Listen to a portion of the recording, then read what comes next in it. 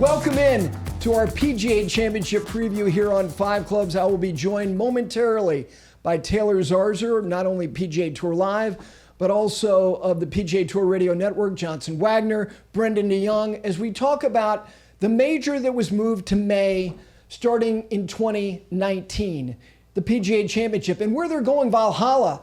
Valhalla is a venue. Scheffler in the train that he is currently driving. Rory, Spieth, Rahm, Koepka, and so many other elements of this championship. It's coming up, part 1 of our PGA Championship preview.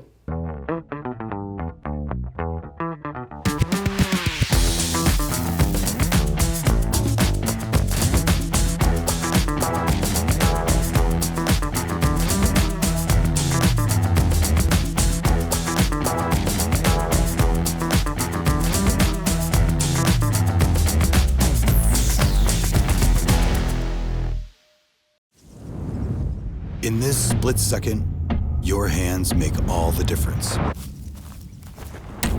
It was time for a grip to help them own the moment. Introducing Reverse Taper, technology to stabilize both hands for a more square putter face at impact. The most important split second in golf. Reverse Taper, only from Golf Pride. Respect the grip. And with that, welcome in, yes, the PGA Championship preview. 4 wide, which is a rare occurrence around here. Very nice to have Taylor Zarzour here. What do we contract you for? Once, twice a year? Just once or twice a year, yeah. Very nice. It's a good setup for you. This event, there's a lot to get to here. But before we get to Valhalla, PGA and all that, I want to ask all of you, because we've had a month to kind of understand why the Masters, in terms of the broader audience, the linear audience, the traditional television audience was down. Brendon, you have an idea? Do you have a thought as to why 20% less people on the TV side watched the most famous event in the sport? I think, Gary, that the stars are not firing. The biggest star of all that is firing, he's not compelling. That's kind of what I would put my finger on. Scottie Scheffler is brilliantly boring to watch him play golf right now. It's not compelling. To me, that would be the number one reason why things are down a little bit. I've always wanted to be brilliantly boring. And yeah, I think that's why we all admire him so much. It's not, I don't think you're saying that as a criticism at all. No. But that's well put. And yeah, he doesn't make a mistake ever. And I think I think the thing that almost all of us connect to is the drama associated with it, a great athlete, and the ups and downs it takes and the adversity that you face in order to be successful. What adversity is he facing? Yep. It's incredible. Like, he hits to this correct side of the green with every single shot. On top of that, no one's challenging him. If you were to list the things that we love most about men's competitive golf, the back nine on Sunday at Augusta National would have to be on one hand, if not one finger. Well, there was no drama. It was over by the time we got to all those holes that everyone watching knows so much about. So that's a huge factor. I do think that the fact that all of us are so fed up with how fractured the game is and the fatigue that the casual fan has with that, clearly they're investing their time in other sports and, NBA playoffs, NHL playoffs, women's college basketball, men's college basketball. I think that they've invested their time in those things and said, you know what, I've had enough of all this friction in golf. I think that's probably another factor. But I do think that if we had some drama, like Brendon said, on Sunday, then it would mask some of the issues we're dealing with. Yeah, don't we normally, though, cast everything aside because it is the Masters? Like, we feel cleansed, like all this turbulence, all this, consternation. Maybe people can't right now. I don't know. You're a TV guy now. You're a big-time TV guy. I love this. What? Radio too. Yeah, that's right. Radio too. Thank you. Oh, absolutely. Especially Sirius the XM Masters. PGA Tour Radio, Masters Let's Radio, go. PGA Championship Radio. lead analyst, PGA Championship Radio. You're damn right you are. Why do you think? Do you have a different idea? Well, I mean, I kind of agree with Brendon. Had Jordan Spieth been pushing Scheffler, or had you had a Justin Thomas or somebody that was a fan favorite, I think it would have made a difference. And like Taylor said too, the drama all happened between 9 and 11. I mean, Scottie Scheffler spins it back down to a kick in 6 inches, almost goes in the hole on 9. Meanwhile, Colin Morikawa was making double on that hole out of the left bunker, and then Oberg and Morikawa both rinse it on 11, and it was over. You give Scottie Scheffler the ability to play conservative coming down the stretch at Augusta, and not that he was that conservative. He went for the 13th green, hit it on, but hit it on the left side right where he needed to. And then 15, he goes for the green, hits it in the front right bunker. He was just never in jeopardy of making a mistake. And I personally love watching boring golf, but for the casual fan, it needs to be compelling. Yeah, I was listening to a podcast yesterday, a football podcast, soccer as you guys call it, and they were talking about Manchester City. How clinically efficient they are makes it boring to watch. Scottie Scheffler is that way on the golf course right now. He is clinically efficient. He doesn't make mistakes. He's in the middle of the fairway. He's in the middle of the green. He's putting 15 feet for birdie. We talked about this on the Masters broadcast and on some of our talk shows. It reminds me some of Pete Sampras in tennis in the 90s. I like that one. You know, I mean, he didn't seek any attention, but he was clinical out there. A guy that Johnson and I see from time to time here in Charlotte, Jimmy Johnson, was that way in NASCAR with the way, and he still doesn't seek any attention. He's as level-headed of a person as you would ever find. I think all of us admire Sampras, Scheffler, and Jimmy Johnson, but there also they're brilliantly boring. You mentioned if we had this or we had that. Doesn't that speak to kind of how fragile things are, that we need like eclipses to happen in order to draw just what we are used to, not to rise to a level that maybe you go, wow, what a spike. They did have an eclipse on Monday at Augusta National. And by the way, anybody better prepared for anything than they are? They're handing out glasses to everybody with the logo on it. I'll keep those forever. I agree with you. Spieth has traction. He's a sticky personality. The other part, are we discounting? And I'm kind of answering my own question here, because this technology has been in place more so there than anywhere else. They understand the digital product better than anybody. This is just the traditional linear product that we're talking about. But it was that way last year, and it's 20% down. I think that this sport is also trying to get their head around the idea that the Tiger thing might be over. That's not easy. That's not going to be an easy thing. And this transition, it hasn't been absolute because he won the Masters in 2019, and because he's such a once-in-a-100-year experience, we hold out hope that maybe he can contend again. And he did make the weekend on a Friday where it was ripping out there, and he's grinding his guts out, and you're thinking, okay, he's kind of in the TV window on Saturday, and then it obviously got sideways for him. I think the sport is in a precarious place right now. And I think that Scheffler, the one thing he can do, and that's how we'll transition to Valhalla, if he can continue to win golf tournaments, his personality becomes less of a variable about people watching, because people are going to start going, Brendon, oh my God, is this guy winning again? It doesn't matter the sport. It doesn't matter the personality. If you separate yourself, people take notice of that. Yeah, very much so. But it's going to take him winning a lot more, I think. How much more? I think he needs to knock off another major this year. Okay. I think he needs to knock off another 4 or 5 wins this year, where it's an historically a 9-win season. I think it's got to be a historically good season, because he's not that compelling, and he likes it that way. His golf game mirrors his personality 100%. He's no wasted time, no wasted motion. He's not wasting time on social media. He's not putting himself out there. And his golf game's the exact same way. I think dominance is exciting. I think he's starting to get on the cusp of being the guy we want him to be without. I think his personality is incredible. He's authentically himself. I love the guy. I mean, he's authentically himself, and I think he's unafraid to speak about his faith and about what that means. And his family, he doesn't give you a whole lot, but I respect it.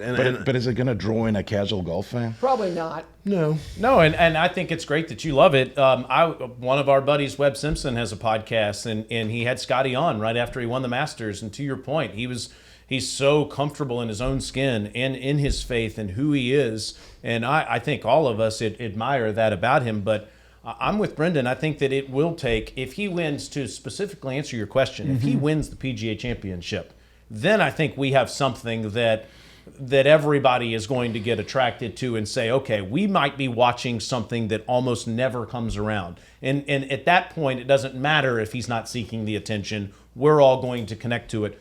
The four of us are going to connect to it no matter what. Sure. But the world will connect to it because we're seeing something that could be historic. I think dominance is interesting because we don't get it very much, and what will be interesting is does he experience what most dominant teams experience, which is like backlash and negativity? oh, like the Patriots? Yeah.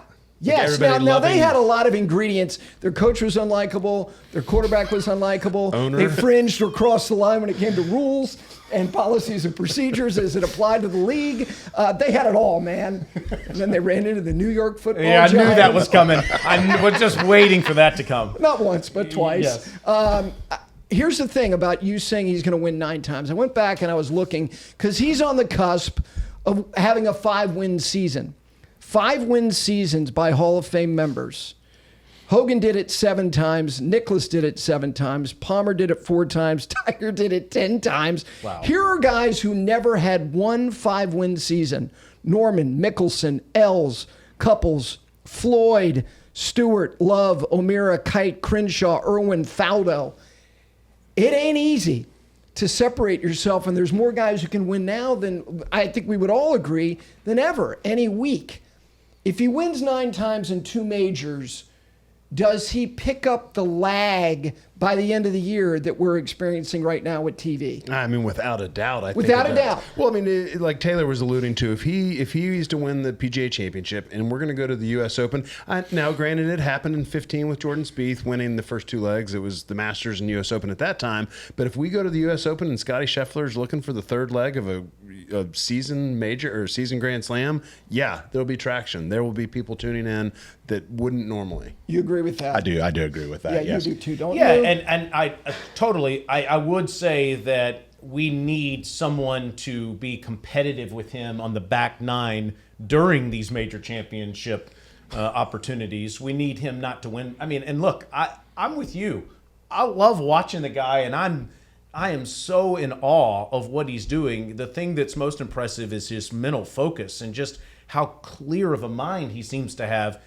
So again, this is not a shot at him, but if we could get a Rory or a JT or a Ludwig or a Spieth or somebody, if Johnson would if that Ludwig eagle putt goes in on 13 green right in front of you, can you imagine what those last few holes would have felt like? It would have been totally different. Maybe somebody could put some pressure on him. And look at the way he finished RBC Heritage. There was no pressure put on Scottie Scheffler whatsoever. Now, granted, he kind of put the pressure away since he doubled the 3rd hole on Thursday and didn't make another bogey until the 72nd hole. Like, that's what he does. He's just so dominant across the board. It's hard for somebody to play catch up with him. The 15 thing is interesting to go back to Spieth in that year. Tiger was in a really wonky place. I remember, the Chambers Bay image that I'll never forget was him hitting a shot from the side of the hill on the 8th hole at Chambers, and the club flew over his head, and he kind of lost his balance. But Phil was still very relevant. He had won the Open in 2013. Fox had gotten the U.S. Open package. That was new. That was interesting. And Spieth had an appeal. Because, to use a line from the remake of Wall Street, he was a monkey dancing on razor blades. I mean, like every shot you're going, okay, this might go out of the ballpark. He still is. Absolutely he is. And he was making everything. And he was talking out loud. And you're going, this dude is petulant.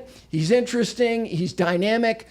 Scottie, is the opposite of that. You're going, he's never going to hit a foul ball. There's a mundane quality to it. He doesn't really emote. He is chippy in a very stealth way. Like the guy is dying lousy to literally choke you out. If he wins at Valhalla and we go to Pinehurst, do you think we'll feel the way that we felt about Spieth at St. Andrews? I mean, no, you can't. I mean, No, the answer is no. Yeah, well, I mean, no, because Jordan Spieth he was the golden child coming up. He made the cut and had a great finish at the Byron Nelson, I believe, at 16 Yes. years old. And Scotty's just kind of flown under the radar his whole career, which is the way he wants it. No, I don't think that you can possibly feel that way. But if Scotty goes to Pinehurst and wins, and then we're going to Troon, That would be a different story. It'll be a completely different story. Yeah. And it's just fun that we're. I don't think when Rahm won the Masters last year, we really had any thought of talking about the Grand Slam at that point. No, but I think both of you guys here marked him for 2 majors last year. I think we sat here and I probably we did. got wrapped up in the moment, which was understandable. Yeah, but Wait, you just ended the PGA Championship. You just moved us to Pinehurst. he took us to Troon. We have completely left Valhalla. You have not. We didn't even get there. Did you not hear him take us to Troon? Well, one thing, what we really need to talk about is the fact that Scottie Scheffler is going to be a father at the PGA Championship. Yes. Thank And you. His preparation leading in. We all here at this table knows what it feels like to have your first child. It is world rocking, and I don't know. I hope his preparation's okay. I hope he's able to do it because it would be a couple weeks, 3 weeks, maybe potentially off that he had leading into a major, and I don't know. I think that's going to be a tall hurdle to climb. True story. I don't really identify with that. You'll appreciate this. My first child was born at 12:40 on a Sunday, October 4th of 1999. I was doing local radio in Charlotte at 6 a.m. the next morning talking about another Panther loss. Yeah. I just moved on, man. No, that side of the table knows what it's like to compete on the PGA Tour. But I think that's a good point. Yeah, he no, just it made is. It's about true. that. And I don't know. As we sit here right now, Scotty's told people he doesn't think he's going to play at the Wells Fargo Championship because of what Johnson just said. Is he needs to be home, and God bless him. Nobody would fault him for staying home and helping Meredith get this baby happy and healthy and sleeping properly. But if that's the case, Brendon, that means no start between Harbortown and PGA Championship. That's a 3-week break off when he was flying, for over a month. The form he was in, the last thing he really wanted is a 3-week break, right? You're playing that good. You want to just keep going. I understand that there's obviously some circumstances here. But, yeah, I agree with 100% with you there. That will be 3 weeks off. Who knows? You go off for 3 weeks. This game is very, very fickle. You come back and something's just a little bit different. Gary's already FedExed him his, do you like the sponsorship there, of the Wanamaker to Dallas. But I think this is a big point, and form is fickle. He's never won outside the months of February, March, or April. So now we're doing this. Yes, we are. We are. That's gonna get we did broken this this with year. Justin Well, I Thomas agree too. I agree. I do think he's going to win again this year. I don't think that we're going to sit here next year and say the same thing. But again, it's when we haven't played for 3 or 4 weeks.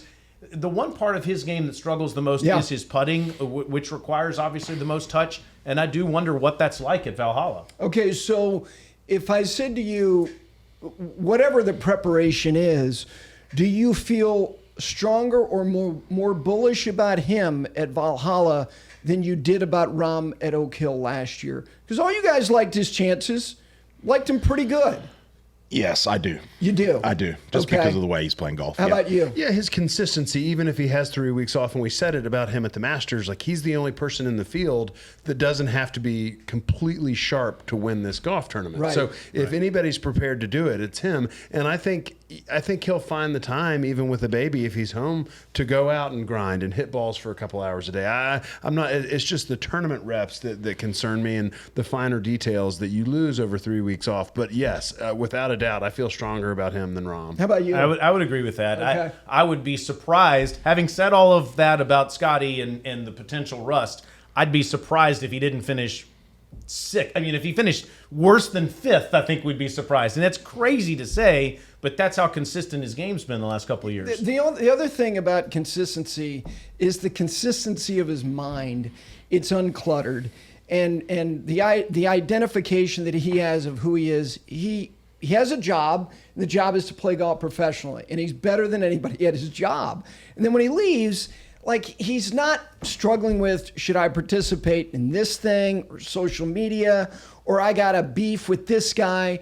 There is a levelness to him that I think allows him to get into this space, which is hitting balls out of the center of the face more consistently than anybody. The other thing about him that I think is interesting is we try to identify what does he do to his competition. He's not Tiger. Nobody can physically intimidate people. I think the aura of Tiger, the environment of Tiger was debilitating to other players. It was reflective in the scoring averages of players who played with him and then got away from him. I think what Scottie does is his insistence on not retreating puts guys in a place of taking things on because they realize he's not going away. And I think Morikawa and Oberg, and I know it was a new experience for him. Homa, was it adrenaline on 12? I don't know. It's like clockwork, Johnson, what happens to these guys when they get to the inward nine on a Sunday and you're going, he's not going to make a mistake. I think they're taking things. I think that's a suffocating quality. I think that's his most powerful dynamic that he possesses. It 100% is. It's a great point. And I don't think Ludwig was going for the flag on Right. 11. I think he just pulled it. Morikawa, I think, was going at that flag. And I putting them in a position. Homa, a bit unlucky with the gust or adrenaline, whatever it may be. Morikawa, I mean, Homa's interesting because on 13 at Augusta, he decided to lay up off that tee every day. Never once went for the green in 2. And I thought that he would have stepped up after making that double on 12 and been like, okay, I've got to take this chance. He, in a way, I like it and I don't like it. I think he proved that he can be there for the long haul in major championships, but not taking on the risk when you really needed it was a bit concerning. I think there's a level of intimidation that Scottie brings by the fact that you know he's not going to make a mistake. No doubt. I think you're watching this guy, you can't help but feel a little bit intimidated, and it takes you out of your game. As you say, you start taking on flags that you wouldn't necessarily. Like, you're playing against a guy that's playing essentially a perfect game of golf. How about your boy Nance? The Sunday of Heritage, come on the air at 3. There's 4 players within a shot. 15 minutes later, there's nobody within 3. Yeah. That's what he does. Well, the chip in, it was a ball game. Good night. You know, the eagle chip in that he had at Harbortown, and even through a weather delay and into a next day, you knew what was going to happen after that.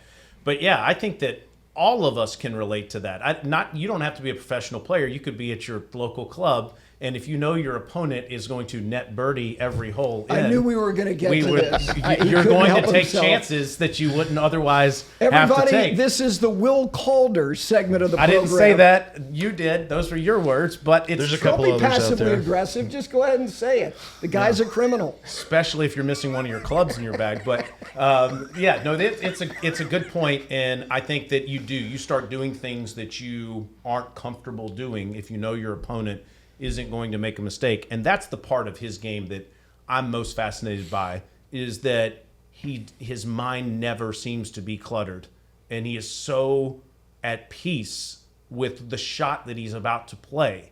I can't relate to that. I don't think almost anybody can relate to that. It's I tell you that the moment at Harbortown, which again I think some of this stuff is underrated. I think you talked about this. The efficiency with which he hits shots from around the green when he does miss a green, which you're going to miss 20 some odd greens in major championships. The beginning of the final round of the Masters, he said, and I think he's pretty honest, like he's not trying to protect his own mind about hitting bad shots and saying that he didn't. On that final day, he said, I made good contact, and it was short of the green, and it was that back left pin, and he hits it up there 4 feet, and he makes it. The second hole, he's over the green to that, and now he's chipping back to that front right pin, which they made a little alteration to the front of that green, and then the bunker shot on 3. Like, those things are so damn good under the heat of major championships. I think that we undersell how valuable that is to his arsenal. Which speaks to the fact that he's number one in bogey avoidance on the PGA Tour. He just doesn't make them. It's because of his short game, because he misses plenty of greens. Yes, he's number one in strokes gained approach too, but he misses plenty of greens, like you said, and he just gets it up and down. I go back to the Players Championship on 14, tight play, best tournament of the year, but in my opinion, by the way. And he has this pretty basic, but under the circumstances, difficult chip. He chips it to 3 inches, and he does that all the time. 18 at Augusta. Granted, he had a 4-shot lead. Fairway bunker, leaves it short right, chips it up the hill, lands it perfectly. I mean, your body has to be feeling something different, yet he controls his emotions enough to chip it tight again and again. I think we undersell it because for the longest time he was missing enough 4 or 5 footers where we weren't realizing just how good this guy's short game is. Now that he's making all of those putts, we're like, man, this guy can chip the ball. Yeah, no, he can. Can I ask you, one thing that he's getting some pushback on is that he doesn't show any emotion when he's hitting all of these shots. That doesn't bother me at all. But I do wonder when you're in those competitive moments, if you feel it necessary to thank somebody or get fiery, get emotional, play with some passion. Johnson, you certainly played with a ton of that, still play with a ton of that. But I'm wondering, like, what is your thought on the fact that he doesn't show any emotion, and would you feel obligated to show some emotion? I don't think obligated is the right word. I think he needs to do what's best for him or what's true to you. It's like if John Rahm tried to bottle everything up in him, he's going to explode. I think if Scotty's going around fist pumping and showing all this outward emotion, that's not his true character. I think it would kind of be off-putting for him. And I'm going to push back on that a little bit. 13 on Saturday at Augusta, he made that eagle putt up the hill. He went crazy for him. So So did you, by the way. Which was I awesome. went crazy. I mean, big Really? fist pump, and he was walking up to the crowd and waving like I've never seen it like that. It was really neat. And I'll go back to some negative emotion at the BMW last year on Sunday. Had a chance to win, kept missing putt after putt, and he starts kicking his putter down off the green. I'm with you. He does show. I guess what I'm asking is do you have any issue with some of the people that are saying that he should show some emotion or show more emotion as he's playing the right shot? I don't have any problem with it, but I'm hearing that. I'm sure you are too. You know? You do. You do. I think I'm not going to ask anybody to pay closer attention. I think he does it in a very understated way. Like the par putt he made on 15 at Harbortown before the suspension. Are you kidding me? 3 fist pumps on a par putt. You got a cushion. I go back when he rinsed it in Houston on that little short par 3 on Saturday. I heard what he said that was not for air, and he made that look to Ted Scott like, really? Yeah. I mean, really? Yeah. What is this hole? I think if you want to hone in on him, he does make some gestures that speak to, but he can't be who he's not. Right. And that's a good answer. But I'm okay. To make it clear, I'm okay with what he is. And I think that sometimes we miss some of the things that he does. Like at Riviera, the par 5, number 11, he missed a 4-footer and threw his golf ball into the woods. You know, nobody mentions that he shows that emotion when he does that. I like when he does those sort of things. But you did hear a ton of fans say, wow, he didn't, when he almost made it on 9 or almost made it on 14 at Augusta, you didn't see almost any reaction. He just puts his head down and keeps walking. I marvel at his ability to do that, but also have no problem with the fact that he didn't go crazy. So I know that you want him to belt out "Don't Stop Believing" like some others do. Wow. So let's get How about to him Rory? right How about now. Rory with those high notes? And Shane just sitting it out, just being consistent with his contribution over the course of the weekend. Very little. God love it. He knows it, by the way. He knows it, that Rory carried them. Let's get to him. This is always going to be interesting. But here, in a million years, with all of us leaving Valhalla in 2014 in whatever capacity it was, you're going, when we come back here in 2024, he will have not won a major between then and now. An extraordinary circumstance. Let me start with you. Give me just a general kind of viewpoint of where you are with him going back there under these circumstances. I think the fact that he's coming here to Charlotte before he's going there certainly is good for his mojo. I've talked to him at length about this. It's his favorite PGA Tour course, Quail Hollow is. He's won here 3 times. So I think that's going to help his confidence. I would have to ask, in order to answer your question, Gary, I would have to ask him where he is with his approach play and how comfortable and committed he is to this little swing change that he's trying to make. When he's under the gun, is he able to make that same motion that he's been working on with Butch Harmon? So I have some questions, I guess, before I would pick him to win the PGA Championship about going through a little bit of a swing change. And also, how clear is his mind? 10 years ago, we did an interview on the radio broadcast after the PGA Championship, and he said to me, golf is the most important thing in my life at the minute. I'm not asking it to be the most important thing when you have a family 10 years later, but I do wonder, how his mind is working in those moments, maybe in relation to when he was winning those major championships. Yeah, and it looked like last week in New Orleans, to speak of the swing, I think the problem had been early in the year, he was missing the irons to the left. And it looked like he was hanging a lot out to the right last week whenever New Orleans was. He was hanging them out to the right, which I see as a good sign. It's allowing him to be able to swing freely and release the club in a way that he's not worried about it going left. If we go back to Valhalla, I think he's going to have a lot of comfortable feelings as he walks around that golf course. But let's look at what he did when he returned to Hoylake last year, where he won a major championship. Finished T6, well back of Brian Harmon. Yep. PGA Championship at Kiowa Island, where he won the PGA in 12. T49 in 2021. Yep. So I think going back thinking that, Rory's last major win, he's going to be so comfortable around this track. Well, it hadn't necessarily proved to be the same at other venues he's returned to. So I think the fact that 10 years later, what you're saying, Taylor, that he's such a different person, I think matters the most. I think winning that team event is going to open his eyes to the enjoyment of golf again. He's looked pissed off on the golf course for a while. I think the fact that he went out there, had fun with his buddy, and they ended up winning this event is going to go a long, long way for him. You think pissed is the way you would describe kind of the way he's been on the golf course? Yeah, you do. frustrated. Do you agree with that? Yeah. Okay. We've seen some moments in the last couple of months for sure. Yeah. Let me sprinkle the infield with some data to support what you were saying about returning to places. First of all, this is an extraordinarily special resume. He has 60 major championship starts in his career. Half of them, he's finished in the top 10.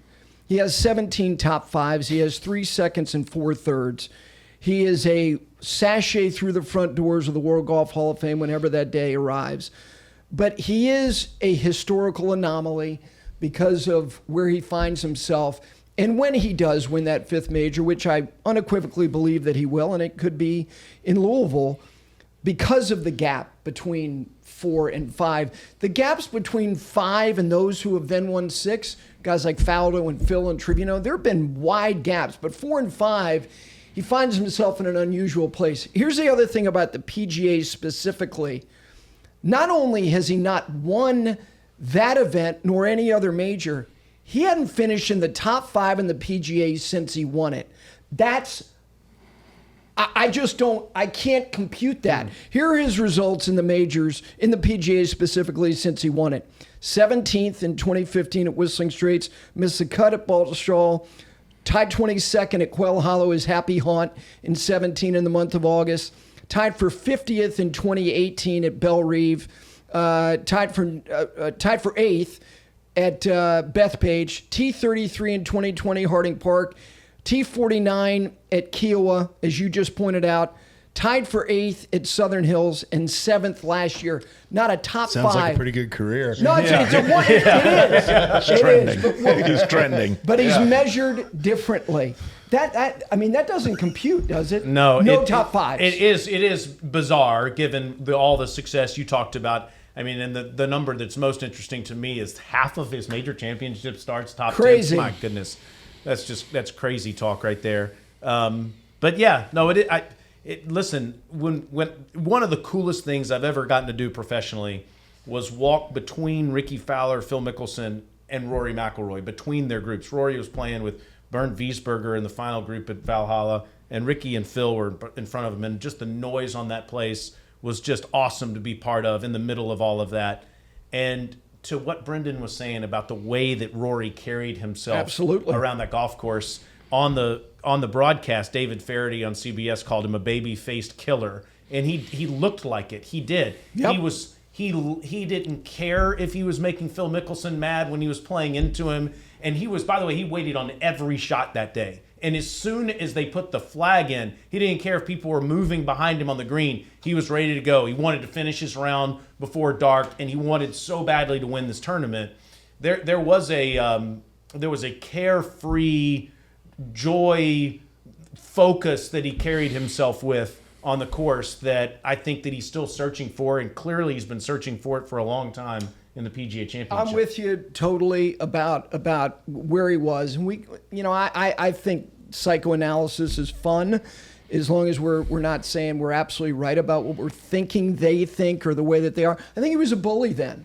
I think he was bullied Phil Mickelson on the 18th. Damn Said, right you know what? he did. I'm going to hit over you. And Phil's like, no. And Rory's like, I don't care. I'm hitting over you. You damn right he was. You have no other choice. Yep. I don't know if you were standing there last year at Oak Hill. My question to him before that PGA was, do you go back and watch events that you've won? And he said, I do. I said, well, have you watched Valhalla again? Because I felt like you were ruthless. Can you still be ruthless? And his answer was, yeah, I can, but I don't think it's worth the energy. And I'm paraphrasing his answer at Oak Hill. I think he's ruthless in the Ryder Cup. And maybe it's the impetus comes from, investing in other people.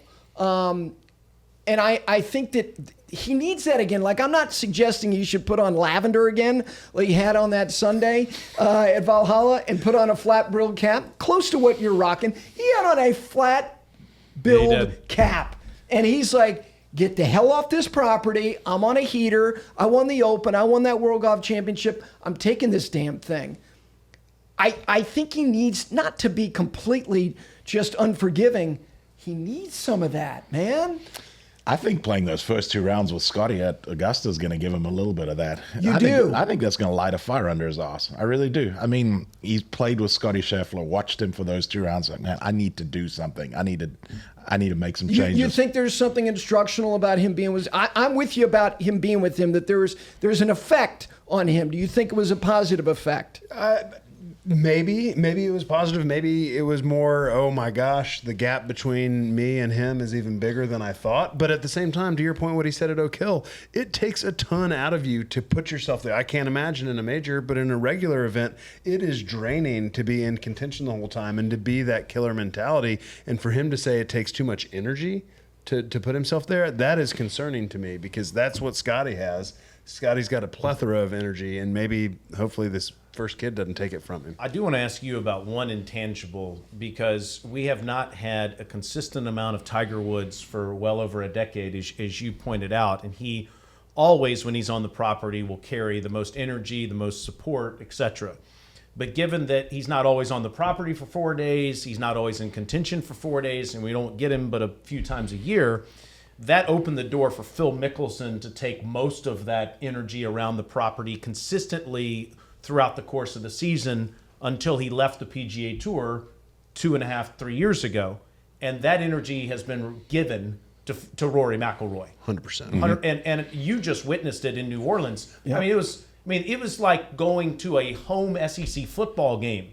And you're supporting one team, one player, and the rest are the visitors. And he and I have been going to that tournament since 2007, playing and competing. It was so different than anything I had ever seen there. Even driving up, where parking is on La Palco or whatever the road is, it was a zoo. And it's all because of one guy. That's what he brings. Don't you think that he'll have that at Louisville? He'll have it here. The only time he doesn't have it is probably in a U.S. Ryder Cup situation. That's the only time he doesn't have the home field advantage. I also don't think, and this speaks to kind of the totality of how great Augusta National is. Tiger got in 19. That was kind of a once in a lifetime experience. There's a totality of support that everybody gets at the Masters. Now look, if he's there late on a Sunday in 25 or any year going forward, I think you would have that feeling of them trying to pull him across the line. He's going to get it in Louisville. He's going to get the partisanship that maybe you would think would be reserved for someone like Justin Thomas. There's an affection for him and almost an empathy for where in a weird way, like the guy couldn't have, at least from the outside, a more charmed existence. But he desperately wants to do this again. And he's going back to the place he hadn't done it since he was last there. It's going to be lathered up if he gets himself in that place. One last thing about New Orleans, in observing it from afar, you're right. The fact that you're talking about traffic jams at that place is unbelievable to me, because it's the sleepiest thing ever. Because people are going, wait, I might go out there. What time is it? It's 11. I need another hour of we sleep. got tickets to Jazz Fest. Yeah, Right. Exactly. My sense is I think he will benefit from the fact that he had to carry somebody else. And I'm not trying to be disrespectful to Shane. He said to himself, look, this guy carried me. There was an extra ingredient of him not being the scratchy player. He was not only the dominant force in terms of the environment, he knew that the other guy didn't have his best stuff. And it's like, hey, man, I'm the guy. And he got a level of affection from them that maybe it's a renewal of, you know what, I am that guy. And it's not so much about ego, but belief that I am the man who pulls the sled when it comes to the interest level in this sport right now. And the way that he made putts that he needed to make. 16. Bingo. I think that you can value the win all you want. It doesn't matter. I think the intangible things that he experienced could be beneficial. I agree with what Brendon said. Yeah, I think that there's no question there's some positives to take away from the reasons you just referenced. All right, let's talk about the venue before we get to some other things, because I think this is a swan song for Valhalla. It just, if you look at, you tell me when they're going back there. I haven't. Yeah, you would know. I don't know. It's not on the. It's not planned to go back, but the PGA doesn't set like the USGA has. No, and they've actually changed the language in their bylaws in terms of how far out in front. And that was a Seth Waugh initiative that this is, and he said it to me specifically, and he said it on this show, that I think as a group, USGA, Open Championship, RNA, that and the PGA of America, that we've been irresponsible with earmarking sites so far out. I would agree with that. I couldn't agree more with that. So we know where 31 is, and that's Kiowa. And I do want to get your overall thoughts about this event in terms of where it's been, where it's going. For the foreseeable future, they're not going back there. They now have Frisco online for like an anchor site like Pinehurst is. Frisco's their anchor site for this championship. But in the time that they've gone to Valhalla, starting in 1996, with the financial interest in that property, the PGA of America, 2000, 2014, and in between a Ryder Cup in 2008. Give me an overall thought about Valhalla and their history in big-time events. There's been exciting finishes every time they've been. There was a great Ryder Cup in 2008. I for one, like the golf course. I know you guys might not agree with me. I really do like the golf course. Okay. I think it's right in front of you. No tricks to it. And again, I think it's a recipe for exciting finishes. You've got a great par 5 finishing hole. I think it's a perfect risk-reward hole. I got no problem with the golf course. Brooks and Perry was a playoff, correct? Yes. Yes. So was Tiger and Bob May. Yep. Yeah. The Ryder Cup was the first U.S. win since, I guess, what was it? 99. If you go through a 7 Ryder Cup stretch, it was the only American win. Exactly, and it was Without Tiger. Without Tiger, and then the 14. I know Roy didn't win in a playoff, but it was an incredible watch, and he dominated with his iron play. So I've never played the golf course personally or competed there, but it has delivered incredible tournaments, and it would be sad to lose a place like that delivers every single time. I have competed there. Have you? Yes, indeed. Charlie Reimer and I played Kenny Perry and Ted Bishop, the former president of the PGA of America, in a match before the 14. How'd you do? We beat him 1-up. And Ted Bishop stumbled off the property believing that Charlie Reimer was a better player than Kenny Perry. Charlie played out of his mind. Anyway, I digress. Can we get to your thoughts on this? Because you have an appreciation for architecture, and you are my go-to whenever I want to ask, okay, I need to check this golf course off my list. And I'll freely admit, look, if we were taking a buddies trip, maybe we wouldn't pick Valhalla as a spot to go to. But to Brendon's point, who cares? All that should matter is that that they're coming to the golf course in droves in Louisville, and we get incredible drama every single time. So do you have a problem with Valhalla as a PGA Championship site? No, I don't have it at all as a site. These sites for these events, first of all, we are too inside of all of this. Most people who consume this, which is a television show, they don't care about architecture. They don't particularly know about it. They don't have any reason to know about it. They want to know who's in the mix and is this going to be interesting. And Torrey Pines kind of has a similar as you, again, but guess what it's produced?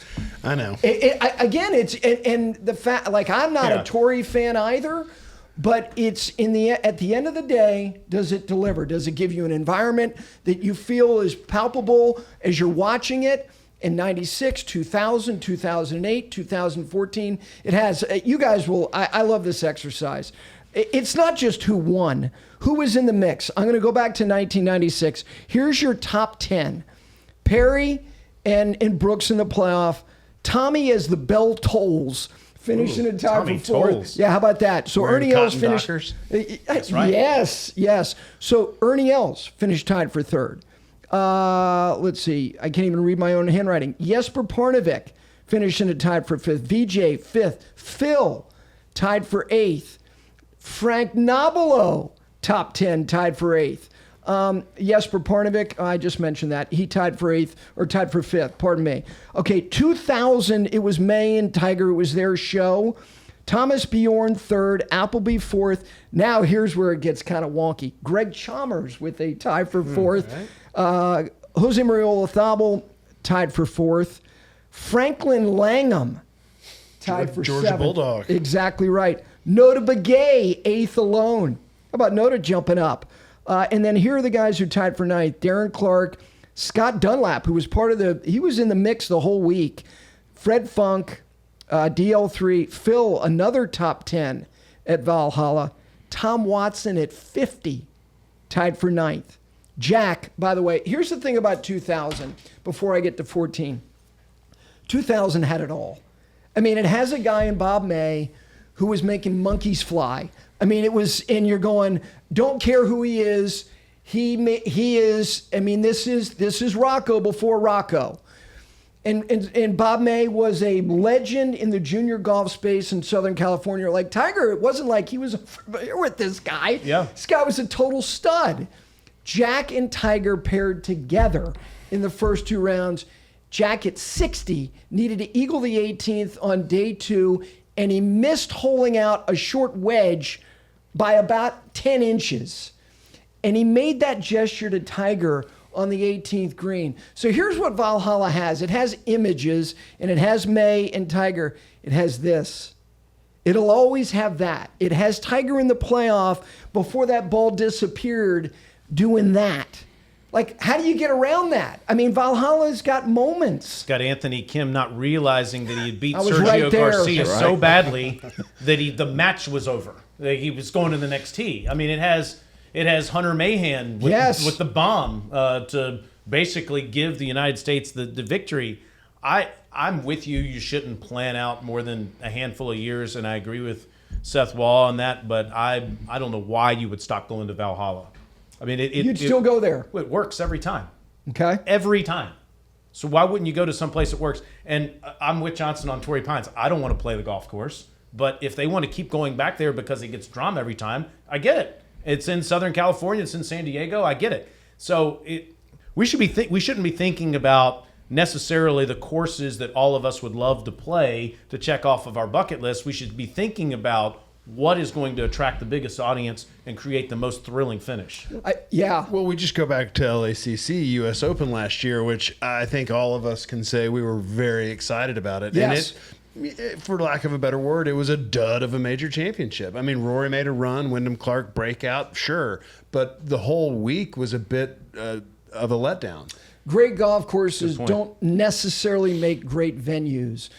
I love LACC. It's one of the finest golf courses in the world.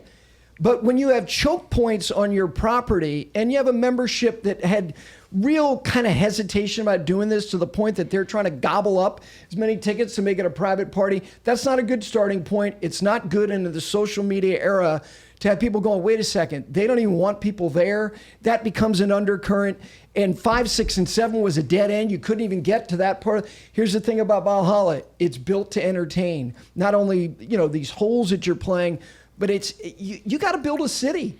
When you walk into Valhalla for this thing, like I have on several occasions, you're like, when are we getting to the golf course? Because I've gone to a merchandise tent that's like 300,000 square feet. I've already passed that. Here's 4 hospitality venues.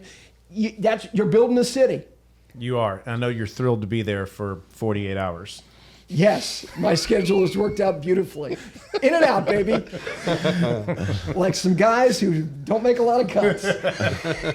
Get there late or leave early. Here's the last thing about Valhalla, going back to 14. A couple other guys who are in the mix. Phil again. So that's 3. All They've 3. been there 3 times. And being there for the Ryder Sounds like Cup. I know who his long shot is. Yeah. Why wouldn't I play that card? By the way, at the Ryder Cup, even though he was tethered to Anthony Kim, who was carrying him around in all those matches together, Phil always knew who to latch himself onto, like young talent with a lot of energy. He's had good moments there. He's had very good moments there. Last thing about venues. Here's the future and here's the past for the PGA Championship, because we all want to rank stuff.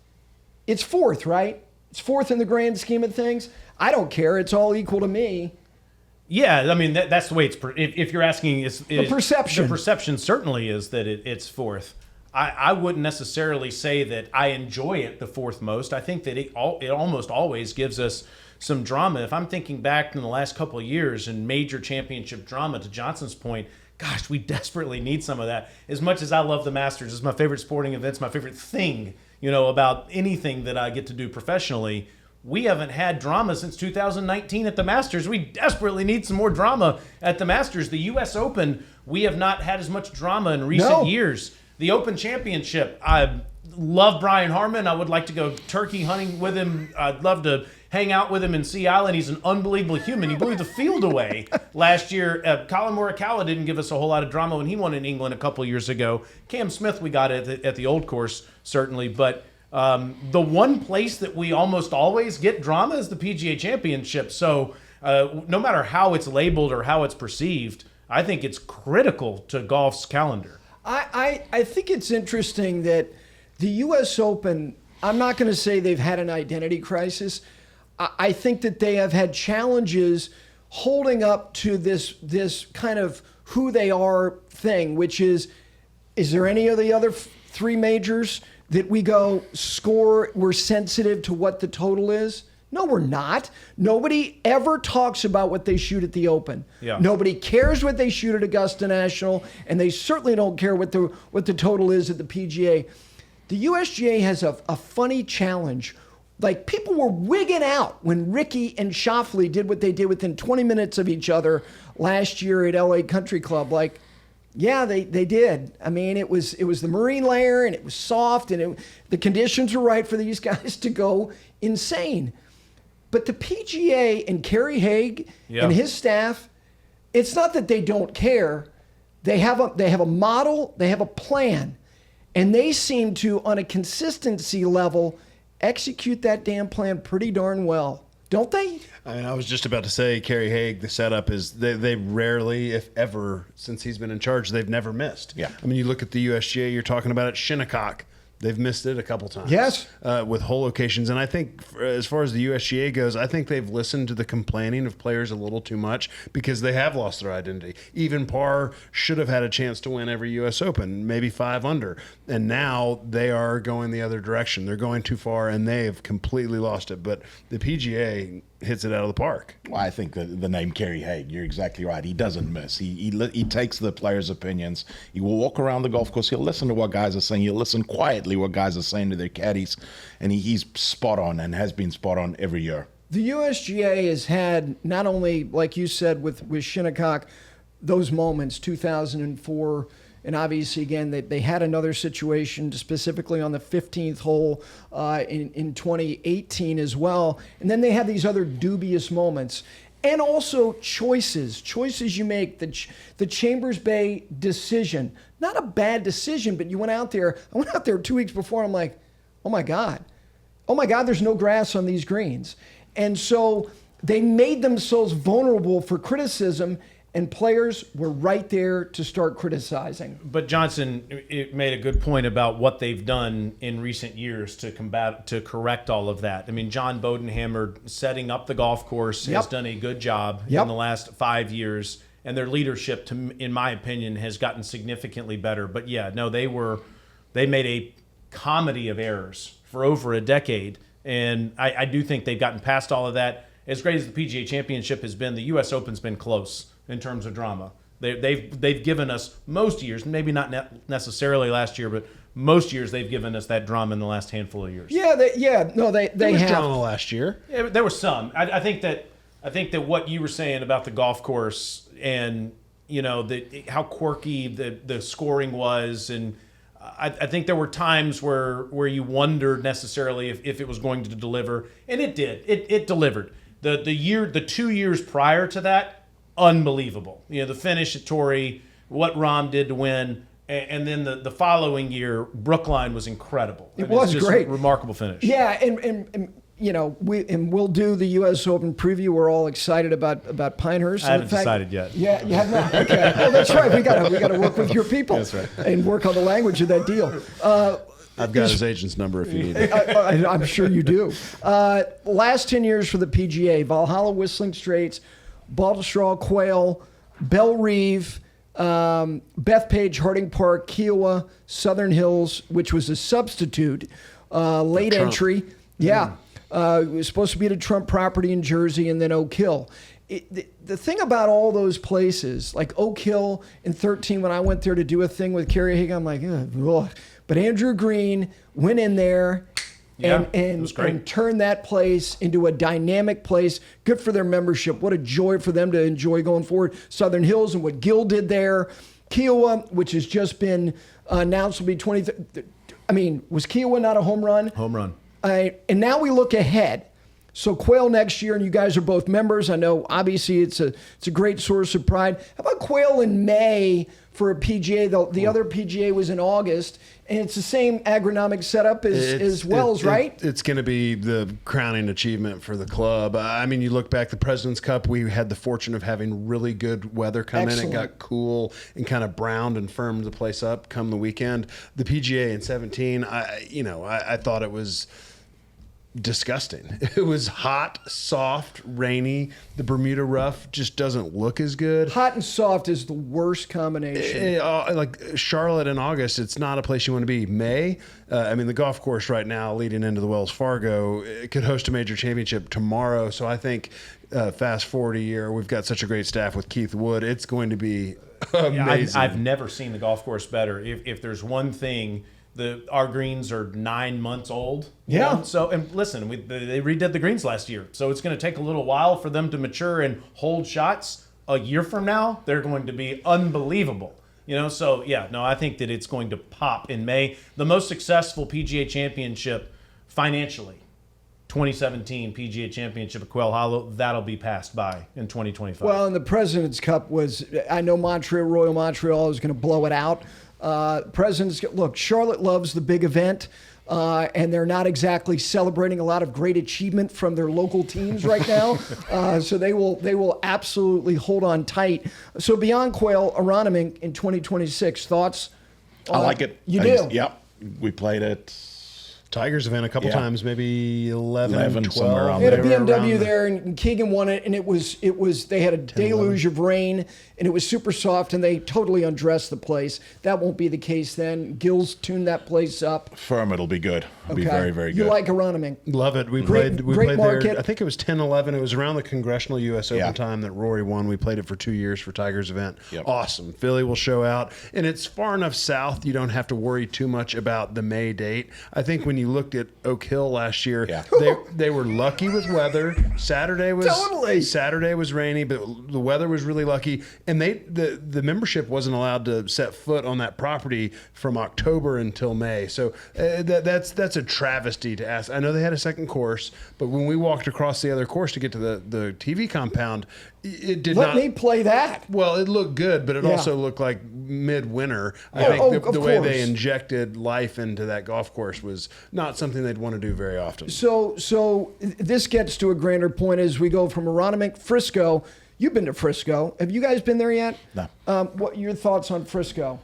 It's unbelievable. They've built a new city. It's Disneyland. It's crazy. Like it was farmland 5 years ago, and now all of a sudden, all of these people in Dallas are moving to this area where they're getting much more bang for their buck, obviously. But they've built all these subdivisions and all this retail around these properties, and I think that, as you guys have seen at the Dallas tournament, no matter where it's been, but especially at Craig Ranch.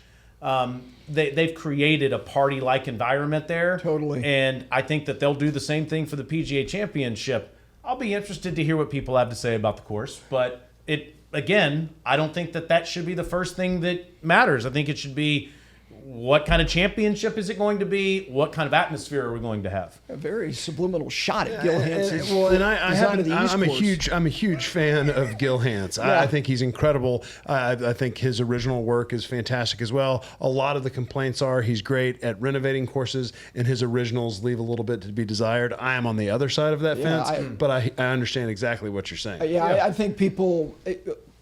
I think that reputation might have been mildly earned 5-6 years ago, but from Ohoopee to Caprock Ranch and some of these other places that he has done new construction on that are coming online, like Kinsale down in Naples, High Grove, which is going to be in the central part of the state of Florida. I can go on and on. But it is kind of interesting that Gil's name came up, because it will be the Gil Hanse Invitational to some degree. Aronimink, he did the restoration on Frisco, the East Course. He did the original design. Olympic, just completed it. I was out there last summer. I loved what it looked like.